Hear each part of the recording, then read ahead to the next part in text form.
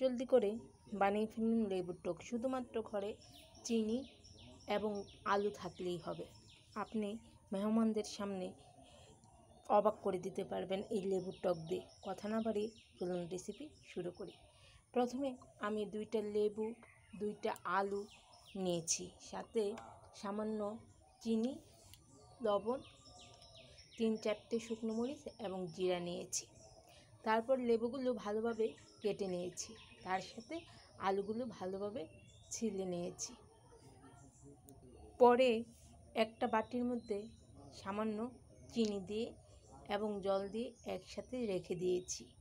তার সাথে টুকরো করা আলু আঁচে বসিয়ে দিয়েছি, একটু আঁচে সিদ্ধ করে নেওয়ার জন্য।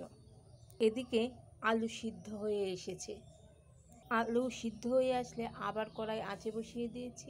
কড়াইয়ের মধ্যে 2-3টা শুকনো মরিচ দিয়ে দিয়েছি।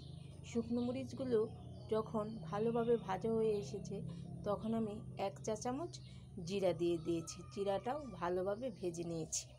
তারপর আমি একটু বেটে নিয়েছি।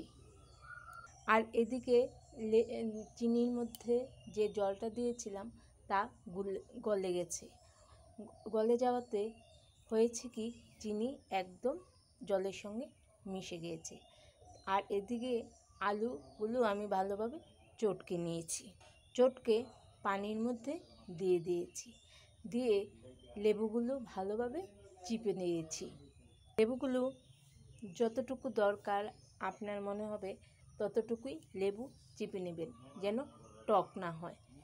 আমার মনে হয় 2টা লেবুই ভালোভাবে চিপলে ভালো লাগবে।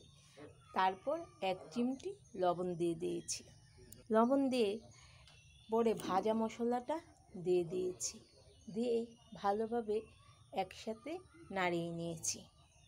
তৈরি হয়ে গেল লেবুর টক। আমার তো ভালো লেগেছে এবং আমার বাসার সবাইরই ভালো লেগেছে। আপনাদেরও ভালো লাগবে। আপনারা চটজলদি করে বানিয়ে ফেলুন গন্ধরাজ লেবুর টক। যদি ভালো লেগে থাকে তাহলে অবশ্যই কমেন্ট করবেন আশা করি। আর আমার জন্য দোয়া করবেন এবং আপনারাও ভালো থাকবেন। আমি যেন আপনাদের জন্য নিত্য নতুন রেসিপি নিয়ে আপনাদের সামনে হাজির হতে পারি।